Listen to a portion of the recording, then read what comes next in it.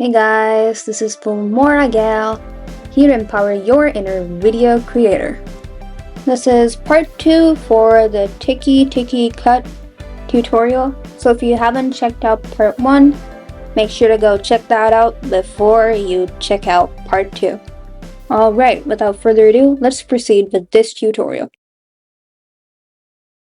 Might have mentioned this already in part 1, but what we're trying to get is the effect that you can get when you move the playhead from one clip to another.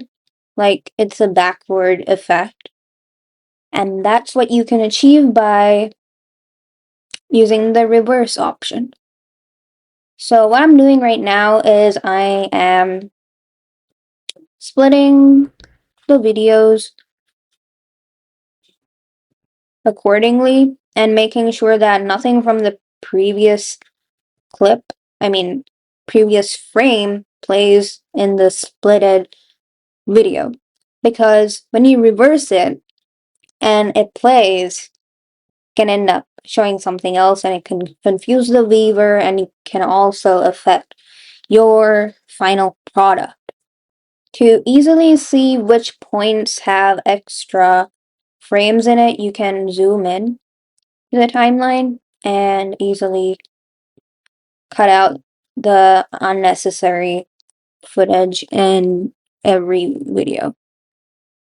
Once you're done with that, head back to the main timeline to preview what the compound clip looks like.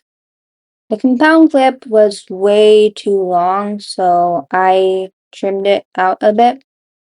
Actually, a lot. It's not a bit. And I'm going to go back to the compound clip and preview what it looks like. Now I'm going to paste in the part I made in the compound clip onto the main timeline because it's easier for me to compare what the music and the edit looks like, and it's easier for me to add transitions too.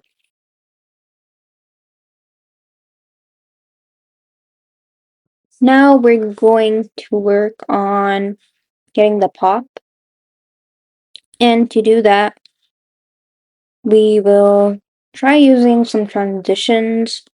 I do not think the transitions work, so I'm going to try using the animation tool where there are motion presets that you can easily put in. I think Boom might work. Yeah, it does work. So I'm gonna try that on the AI cutout that I created. And I will place the cutout in between the two videos, the one that it has to transition from to the original. And yeah, it does give the bounce effect. Now, I want it to be a little bit fast, but not too fast that it can't be seen as a cutout in an extra way. So I decided maybe it's better to have a black screen instead and use the morph transition just because it'll blend and then move into the other original footage. As you can see, that's what happened. Just because the bouncy effect didn't work as much when it moved from one video to another. If it does work for you, congratulations. It didn't work for me as much, but I decided to go with the morph transition feature. And as the beginning transition from the first black screen, I decided to go with the cinematic yellow beam transition, as you can see. And yeah. One thing I would like to mention is not to overuse transitions just because it can ruin the vibe, as well as, I do not know how I could end up seeing honeycombs all the time. I remember using that on one of my PowerPoint presentations in middle school, and it wasn't that visually appealing.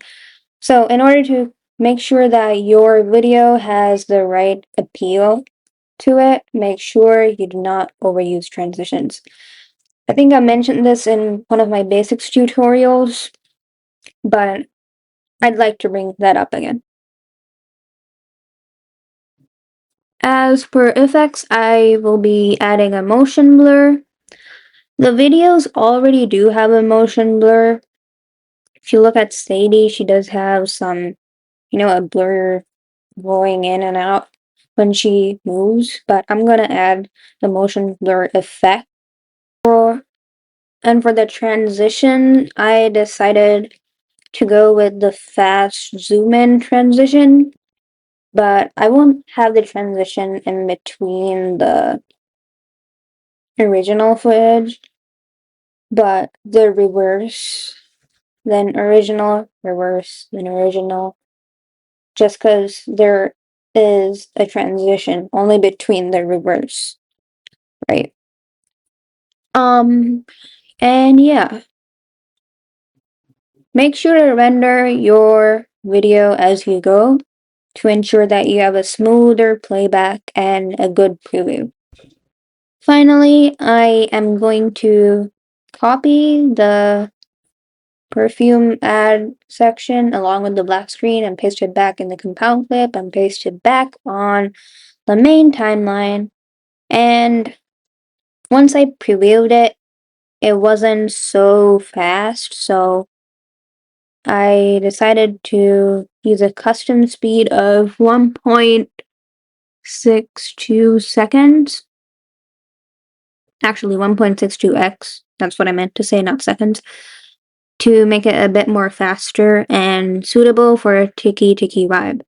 And we're going to do something creative. We're going to paste another copy of the compound clip and we're going to reverse it. So that way you do not end with the same ending of the previous clip, but we end with the beginning of the perfume ad. Alright, let's take a look at the final product.